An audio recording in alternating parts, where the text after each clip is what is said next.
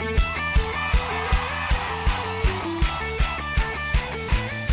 uma palavra que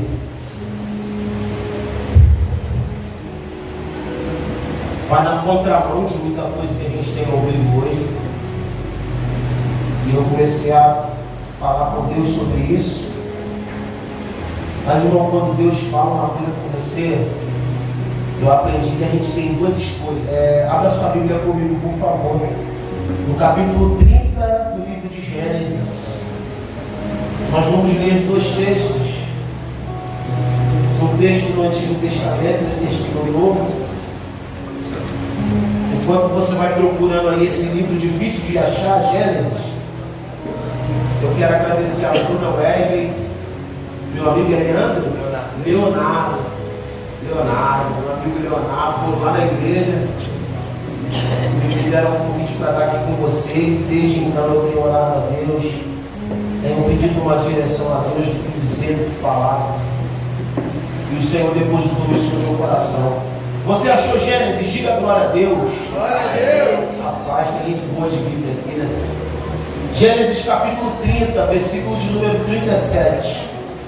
Nós vamos ler até o versículo 39. Então Jacó apanhou galhos verdes de estoraque, amendoeira e plátano, e nele fez listras brancas, descascando-os parcialmente e expondo assim a parte branca interna dos galhos. Depois fixou os galhos descascados junto aos bebedouros, na frente dos rebanhos, no lugar onde costumavam beber água. Na época em que os animais costumavam se acasalar, os animais vinham beber e cruzavam diante dos galhos, gerando filhotes listrados, salpicados, manchados, pintados e malhados. Amém? Segundo texto, Mateus capítulo de número 28. Mateus capítulo de número 28, versículo de número 19.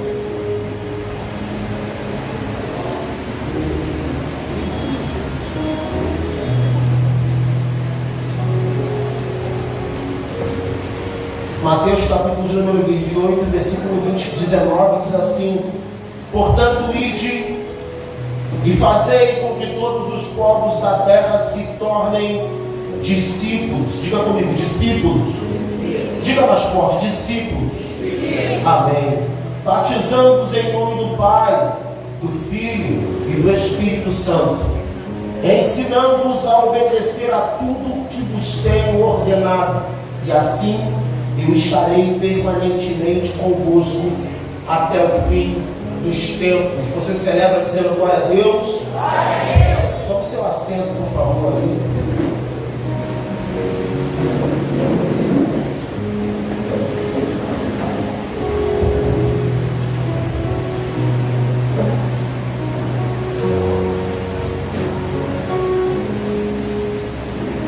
Entenda uma coisa, nós estamos diante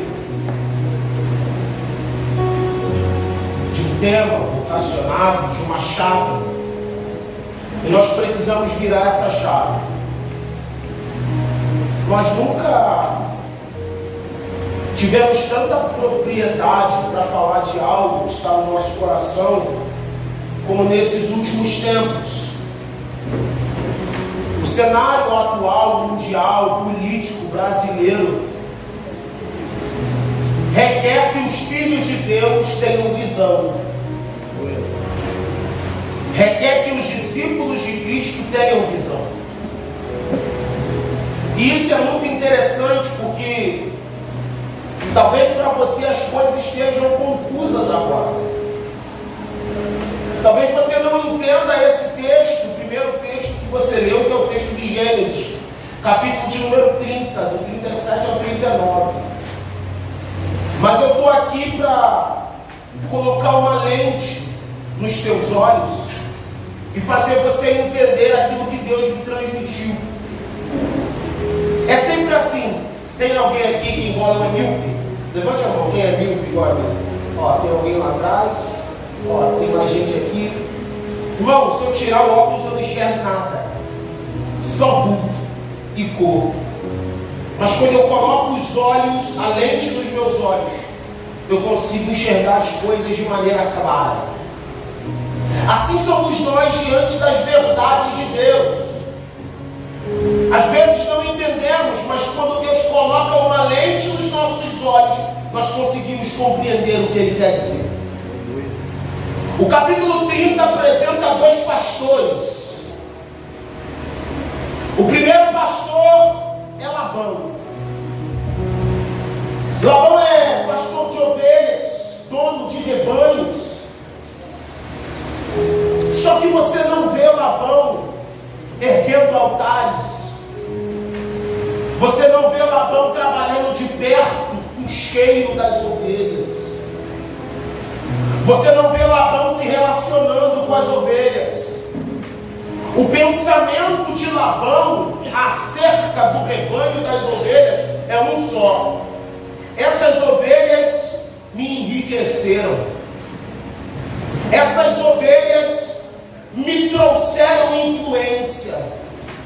Essas ovelhas me fizeram um homem rico.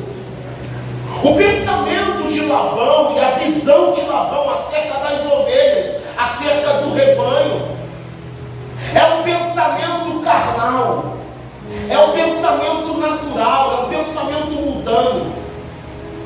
Labão está de olho na influência que o rebanho traz. Labão está de olho na riqueza que a lã da ovelha traz. Mas a história conta a história de dois pastores. O primeiro pastor é Labão, mas o segundo pastor é Jacó. Diga comigo, Jacó. Jacó. Diga mais forte, diga Jacó. Jacó. Jacó é alguém que tem a promessa de Deus na vida dele. Jacó é um homem que tem o chamado de Deus na vida dele. Mas mais do que ter o chamado e do que ter a promessa, Jacó tem a visão. Diga para quem está perto de você, não basta ter só a promessa. Não basta ter só o chamado. Você precisa querer ter a visão.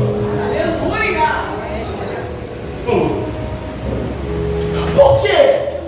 Porque o pensamento de Jacó não é o pensamento de Labão. O pensamento de Jacó é estar perto das ovelhas, é trabalhar com elas, é sentir o cheiro delas, é erguer altares todas as vezes que Deus fala com ele. O pensamento e a visão de Jacó é a visão do reino, é a visão de Deus, é a visão da prosperidade, é a visão não do que o rebanho pode lhe proporcionar, mas no que eu posso fazer para que o rebanho cresça. Então nós estamos diante de duas visões. E aí você pergunta, o que isso tem a ver? É a mesma coisa que estamos vivendo. Estamos vivendo num mundo onde existem duas visões. A visão de Labão, que é a visão da multidão, que é a visão do ser somente mais um, de que é a visão de fazer parte do número, de que é a visão de que não tem comprometimento com o rebanho, mas só quer aquilo que o rebanho pode trazer. Mas também nós temos a visão de Jacó. A visão de Jacó não é a visão que eu sou apenas mais um, mas que eu sou mais um que foi recrutado para fazer o Senhor acontecer. Nós estamos diante dessas duas visões, e aqui está o desafio. Porque aqueles que têm a visão de Labão são maiores do que os que têm a visão de Jacó. E o desafio é viver aqui com a visão de Jacó, quando muitos ao meu redor têm uma visão de Labão. Mas nós não lemos lemos também o texto de Mateus. E o texto de Mateus revela onde nós vamos caminhar. Porque o texto de Mateus fala do mandamento após a ressurreição. Jesus já havia morrido, ressuscitado. E depois que ele ressuscita, ele diz para os discípulos: vão por todo mundo e façam discípulos, batizando-os em nome do Pai, do Filho e do Espírito Santo, ensinando-os a guardar tudo que eu vos tenho ordenado. E eu comecei a dizer para Deus: Deus, eu entendi até aqui, mas aonde o Senhor quer caminhar? E Deus me disse muito claro: meu filho, diga para os jovens da IVEC, diga para os jovens do dia 22 e no sábado, que nós precisamos fazer discípulos. Não é só fazer discípulo, é ser discípulo. Pega na mão de alguém que está perto de você e sacode a mão dele. Isso, sacode até ele manifestar que é como alguém que está vivo. Isso, diga para ele: não somente faça discípulo. Diga mais forte: não somente faça discípulo, seja um discípulo.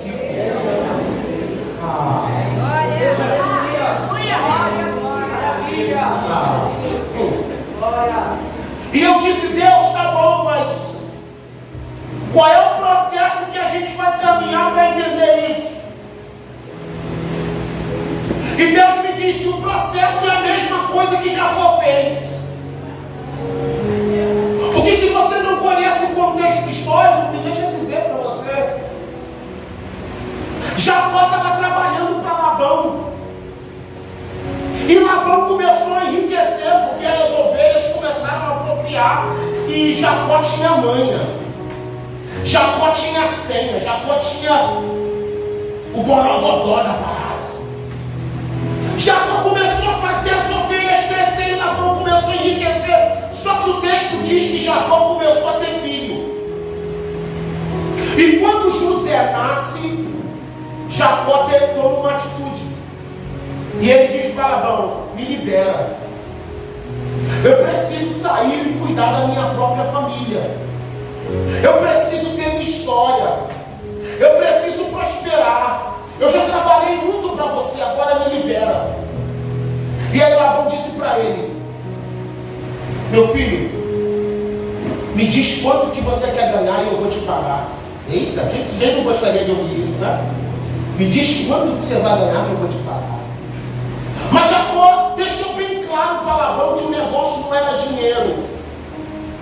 Jacó disse para Labão: não, o negócio não é dinheiro.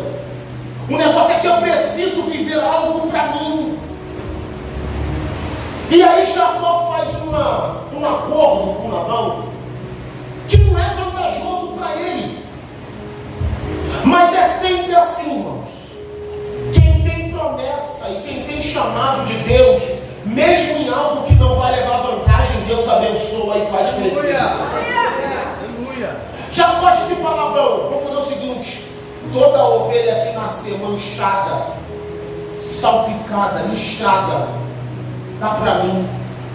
E as que nascer sem mancha alguma, fica para você.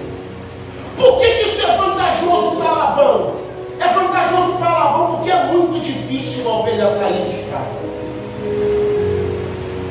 Só que Deus havia dado um plano, Deus havia dado uma senha, Deus havia dado uma missão e uma visão para Jacó. E Labão fecha o acordo. Quando Labão fecha o acordo, Jacó faz exatamente o que lemos no capítulo 30, no versículo de número 37 ao 39. Ele não vai nas ovelhas, ele entra no meio do mato, pega um monte de vara verde e começa a descascar.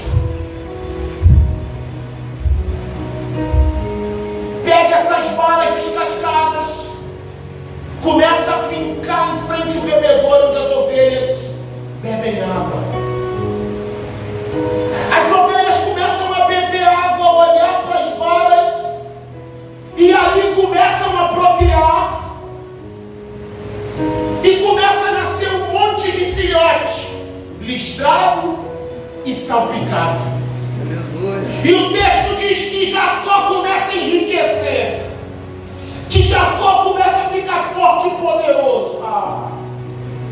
E Deus falou comigo: filho, diga para os jovens da IVEC que existem 4 passos para fazer discípulo e ser meu discípulo.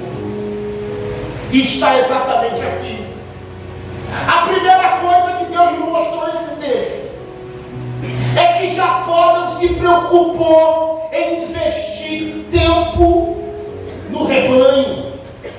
Ele se preocupou em investir tempo e recurso para que o rebanho fosse suprido. Mas a primeira coisa que Jacó faz é ir até o meio do mato e catar as varas verdes. E eu quero que você preste atenção aqui, porque é a mesma coisa que Jesus fez. Jesus veio, o Messias esperado, e muita gente esperava o Messias de uma outra forma, num cavalo branco, com uma espada na mão, para vir destronar o Império Romano. Mas não foi assim que ele veio. Ele veio nascendo numa manjedoura. Ele veio nascendo de uma virgem e entrou em Jerusalém montado num jumento. E aqueles que não conseguiram acompanhar a visão do reino, olharam para ele e disseram: não, esse não pode ser o Messias. Porque o Messias que a gente está esperando é o Messias político. O Messias que a gente está esperando é o Messias que vai caminhar no caminho da religião. O Messias que a gente está esperando é o Messias que vai trilhar o caminho. Mas Jesus veio na contramão. Jesus veio andando na contramão. E na contramão, Jesus sabia que ele só tinha 3 anos para cumprir o seu ministério.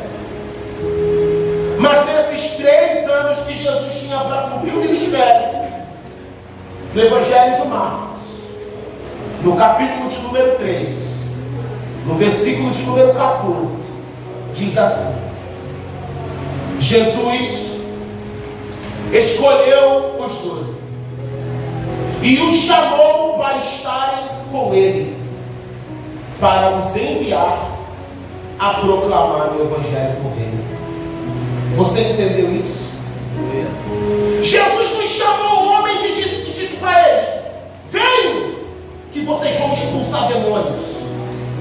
Jesus nos chamou homens e disse para eles: venham, que vocês vão curar surdos. Venham, que vocês vão fazer cego ver. Não. O texto diz que Jesus chamou para estar com ele. O foco de Jesus não era expulsar demônio.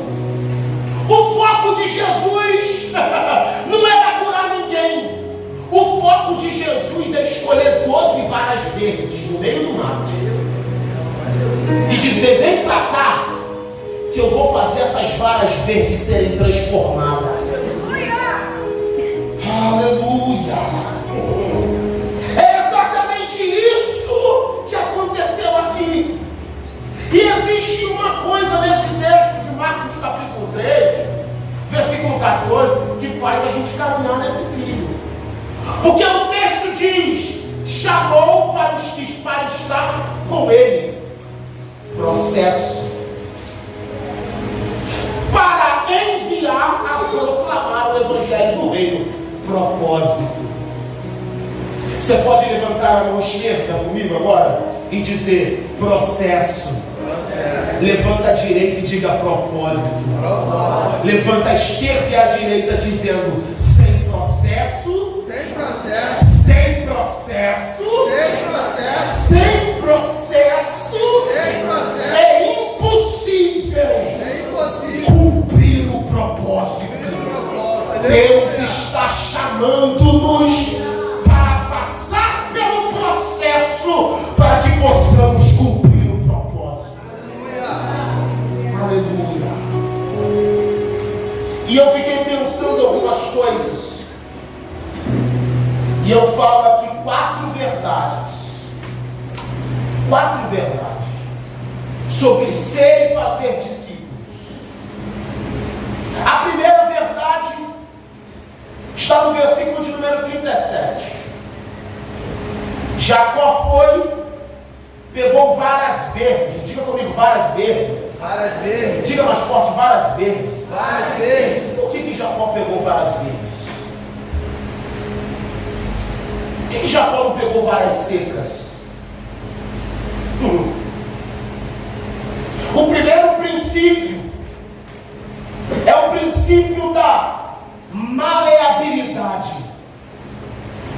Jacó entra no meio do mato, olha para as varas e vê as varas verdes, ele pega as varas.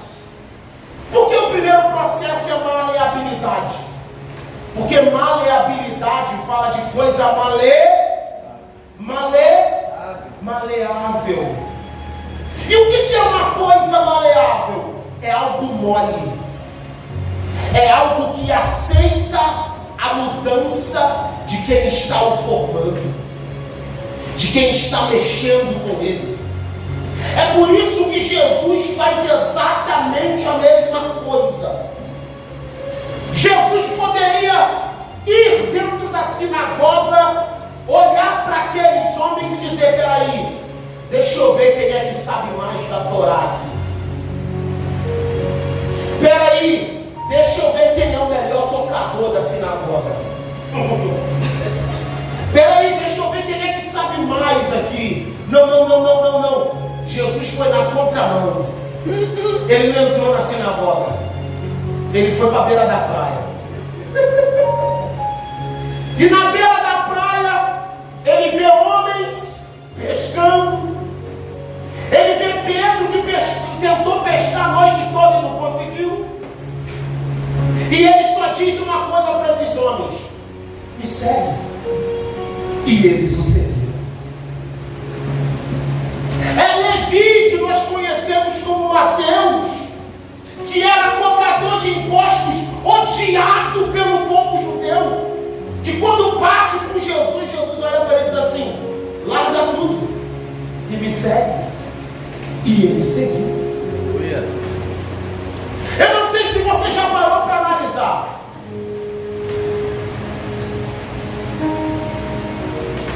Mas quando Jesus estava pregando, e os discípulos de João Batista, Wesley, viram Jesus passando. E quando Jesus passou, os discípulos de João Batista olharam para ele e fizeram uma pergunta para Jesus: mestre, aonde tu moras? E Jesus disse para eles: vem ver. E o texto diz: eles foram, viram e ficaram com ele. Não havia crise aqui. João Batista não ficou em crise porque os discípulos dele seguiram a Jesus e ficaram com ele. Porque João Batista entendeu o processo. O meu processo é no deserto até que Cristo chegue. Quando Cristo chegar, aquilo que estava sob o meu comando já não é mais meu, é dele. E é exatamente isso que nós lemos no texto de Mateus que nós lemos. Porque antes de Jesus dizer isso, Jesus diz: toda autoridade me é dada no céu e na terra. Sabe o que Jesus está querendo dizer com isso? Trazendo para a nossa linguagem: quem manda aqui sou eu. Quem manda aqui sou eu. Mas espera aí, pregador, você disse que o primeiro processo para ser um discípulo e fazer um discípulo é a maleabilidade. Isso! Porque não dá para ser discípulo como vara seca. Também não dá para ser discípulo como vara madura. A gente chega na escola de Jesus verde e amadurece enquanto está com ele. Talvez você pensou nesse evento, neste congresso, e disse: peraí, eu não estou em condição de participar disso.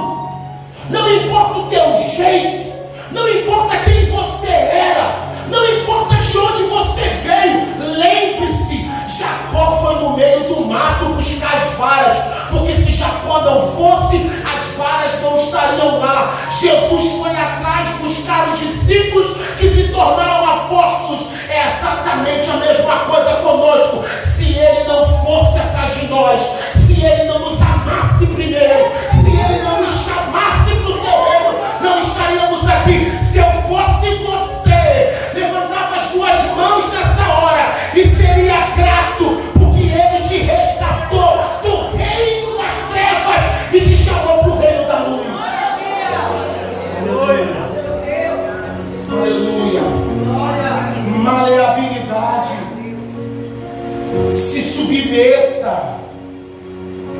Aceite o processo. Deixa eu me dizer algo aqui que não está nesse texto em que estamos falando, mas faz parte do que eu estou dizendo. Sabe qual é o nosso problema? Nós não queremos ser maleável nas mãos de Jesus. Nós queremos estar com Cristo, andar com Cristo, viver com Cristo, mas da nossa maneira. E nós precisamos aprender assim mesmo. Às vezes é no tranco, às vezes é na pancada, às vezes é no catucado cajado do bom pastor. Você lembra de Mateus capítulo 4, Bruna? Jesus está no deserto, jejuando, indo para o propósito que é a cruz, mas passando pelo processo que é o deserto. Meu Deus! E quando ele está no deserto, o diabo diz para ele: manda que essas pedras se transformem em pães. Você não é filho de Deus? É exatamente isso que eu estou dizendo. Deus acabou de falar para Jesus: este é meu filho amado em quem eu tenho prazer. E no deserto o diabo está falando: você é filho de Deus? Se você é filho, manda que essas pedras se transformem em pães. O diabo sempre vai fazer alguma coisa para nos tirar do propósito, para que a gente não tenha a visão de entender o processo. Porque ele sabe que se a gente negligencia o processo, nós não chegamos no propósito. E qual é o problema dessa geração e desse mundo? É pensar que porque sou filho de Deus, que no meu deserto não pode ter pedras. Não, eu sou filho de Deus, escolhido do rei. No meu deserto não pode ter pedra, no meu deserto só pode ter pão. Quem disse? Quem disse? Isso não é evangelho não, meu irmão. Isso não é a palavra de Deus. É por isso que Jesus não transforma as pedras em pães, para mandar um recado para mim e para você: no meu deserto, que sou teu mestre, teve pedras, então no teu deserto vai ter pedras também. Mas o foco não é as pedras do deserto, é o que acontece depois do processo da tentação. Porque o texto diz que os anjos de Deus vieram e serviram Jesus no deserto. Levanta a tua mão, por favor. Porque o Deus que te colocou no deserto é o Deus que vai te sustentar no deserto, que Ele te colocou. Maleabilidade. Aceite o trabalhar de Deus. Ai, eu estou sentindo de Deus me falar algo aqui. Ai, jovem, Márcia. Para de resistir, cara. Para de resistir, cara. Tua mãe já falou, teu pai já falou, já enviou pastor para falar contigo, e você continua resistindo. Você sente o convite de Deus, sente o toque de Deus, mas continua resistindo. Seja uma vara verde na mão de Jacó, seja uma vara verde na mão de Jesus. Deus quer te fazer crescer, quer fazer tua vida prosperar, quer te fazer crescer, não somente em número, mas também dentro do reino. Então seja uma vara verde, seja maleável. Aceita o trabalhar de Deus na tua vida.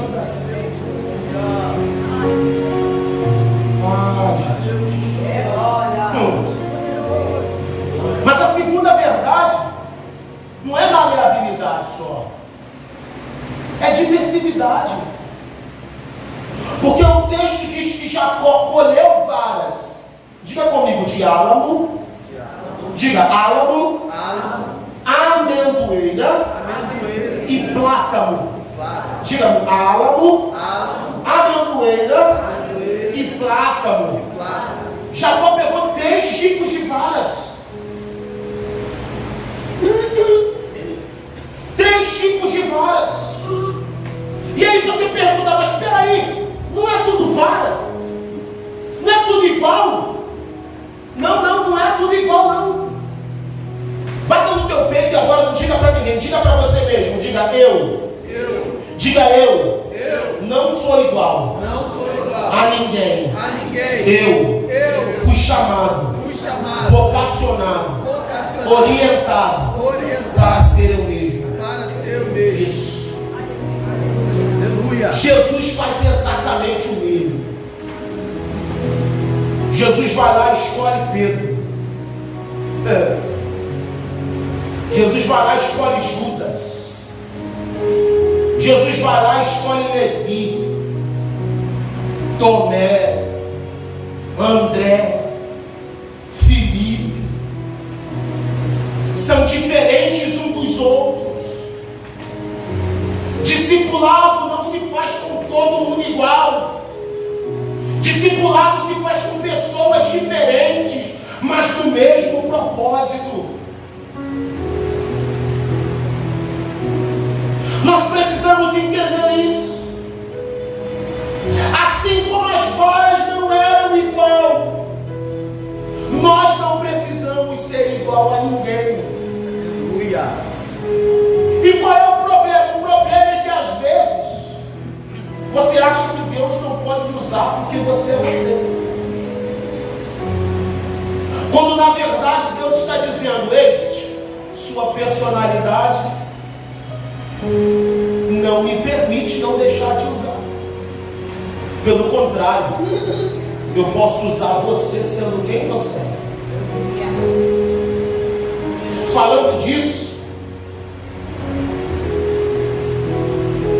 eu lembro de quando eu comecei a minha caminhada com Cristo. Eu nasci na igreja.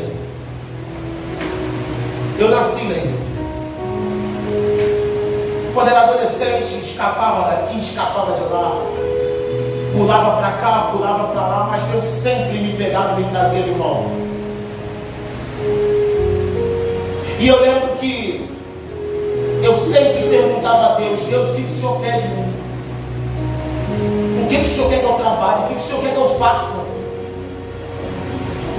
E Deus não me deu muitas coisas, mas Deus me deu algo essencial. Deus me disse: meu filho, eu quero que você pregue. E eu disse: Deus, tem um problema, eu sou tímido. Que aqueles que me conhecem já sabem quem eu sou, como eu sou. Mas quem não me conhece, eu sou totalmente tímido. Depois que embala a conversa, embala, mas até embalar, eu preciso ser estimulado a conversar com a pessoa para que eu possa falar. Eu sempre fui tímido. Eu disse: Deus, como que eu vou pregar diante de pessoas? Eu sou tímido, dá para mim. Me deixa fazer evangelismo um a um, parar um por um na rua e fluir do meu jeito, deixa rolar. Eu disse: meu filho, pode até ser, mas eu também quero que você pregue. E eu sempre tive comigo isso. Deus vai ter dificuldade de me usar por eu ser eu mesmo. E Deus disse: não, meu filho, não é quem é você, é quem sou eu na tua vida. Porque se você ficar focado em quem você é, você não vai, você não chega, você não avança. Mas quando você enxerga quem é maior na tua vida,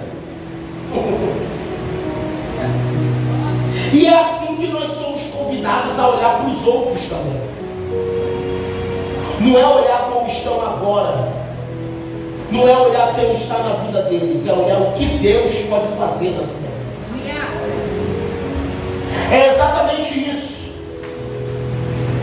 Tem um rapaz lá na igreja. Assim que começou a igreja, nós fazíamos um retiro no carnaval chamado Eu Quero a Terra. Nós ficávamos todo o período do carnaval na igreja, jejuando, fechados na igreja. E a gente saía para evangelizar, fazia vigília. A gente tirava o carnaval para se consagrar. E um belo dia, no Eu Quero a Terra, isso de madrugada, volta de umas 2h30, 2 horas da manhã, estávamos orando. Eu estava dentro da igreja com alguns irmãos. irmãos, o pastor estava do lado de fora. E eu lembro que eu saí de onde eu estava na igreja e fui para fora. Quando eu fui para fora, chegou um rapaz, todo barbudo, com o braço todo picado, em lágrimas, disse para o pastor: se o senhor não me socorreu, hoje eu morro. Eu vim do morro, eu estou doido, eu estou alucinado, se o senhor não me socorreu, hoje eu morro. E aí eu lembro que naquela hora eles falaram assim: você vai ficar aqui comigo, você não vai morrer não. É lindo ver o que Deus pode fazer quando Ele acha a gente disponível para trabalhar.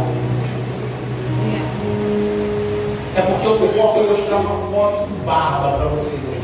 É como a gente chama ele, Barba, por causa da barba dele. Mas a vida do Barba está completamente transformada. Ele faz parte do mesmo grupo de casais saudáveis que eu faço hoje com a esposa dele. Um cara que você perguntava à esposa dele aonde está, e ela dizia: não sei, já faz 3 dias que eu vejo. Agora você pergunta para ela onde está, está na igreja, está trabalhando. Porque Deus faz isso. E Deus não tem problema nenhum em te usar como você é, quem você é. Para Deus não importa onde você mora, não importa a sua personalidade, não importa o seu peso, não importa a sua cor.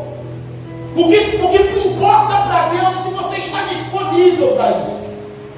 Porque se você estiver disponível para isso, Ele vai fazer cumprir isso na sua vida. E aqui entra o terceiro processo, que é o processo da transformação. Porque quando nós chegamos diante de Deus com maleabilidade, com diversidade, nós aceitamos a transformação. O texto diz que Jacó pegou as varas verdes, pegou uma faca, uma pedra, eu não sei, e começou a descascar.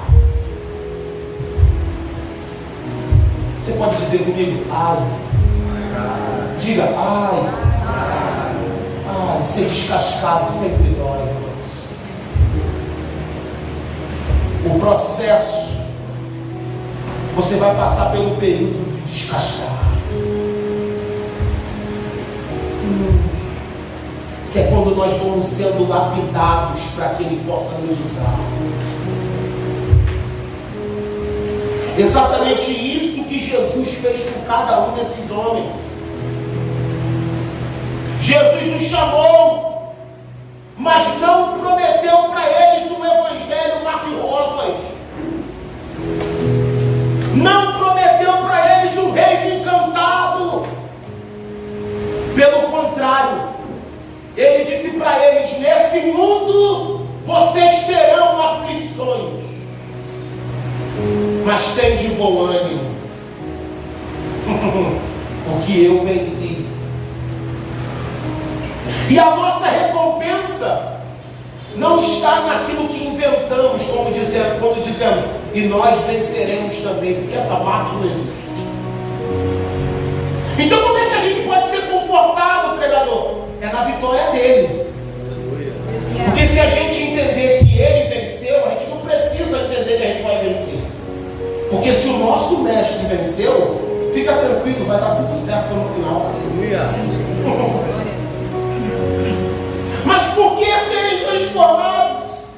Porque se você parar para ler os evangelhos, você vai ver que esses homens foram chamados por Jesus para estarem com Ele. E quando Jesus chama eles para estarem com Ele, esses homens foram chamados para serem lapidados. Esses homens foram chamados para serem transformados.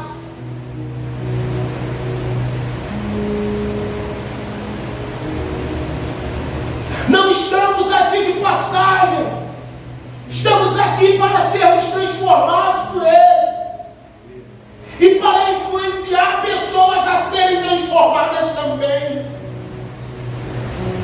Mas qual é o problema da nossa geração? é querer transformar os outros sem estarem transformados. É querer converter os outros sem estarem convertidos. É querer pregar santidade quando moram e habitam no pecado. E é por isso que Jesus nos dá uma visão nesta noite. Porque exatamente aqui,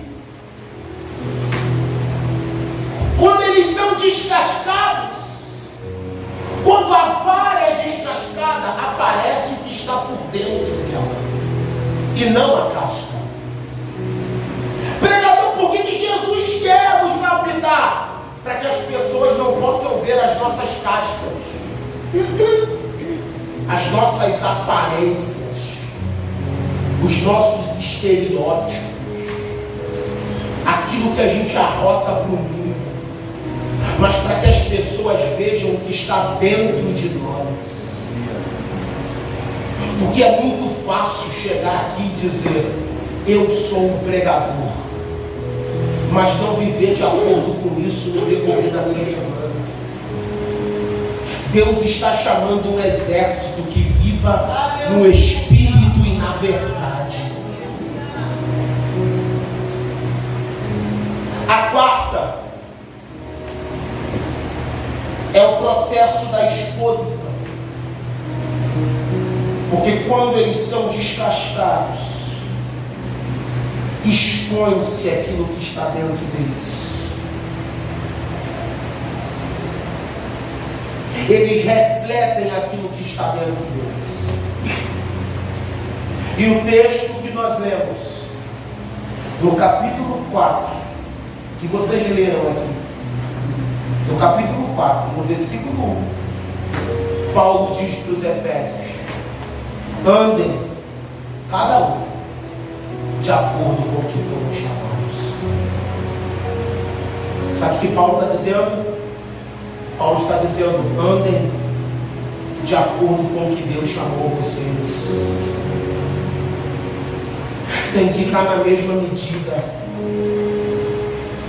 tem que estar na mesma forma. Se não estiver na mesma forma, não vai rolar. E aí ele diz: suportando uns aos outros em amor. Paulo não está dizendo de algo que está por fora, mas Paulo está dizendo: deixa exposto para as pessoas quem vocês são por dentro.